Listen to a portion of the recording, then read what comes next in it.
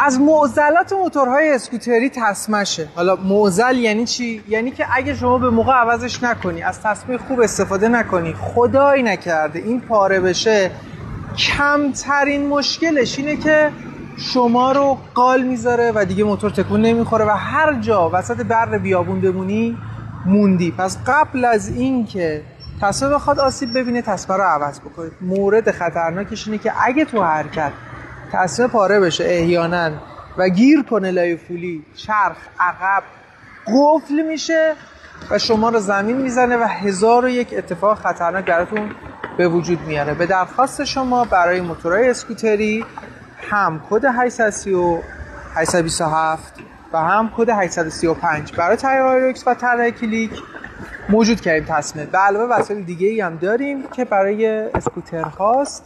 میتونید از سایت اوموتو.ir خریداری کنید.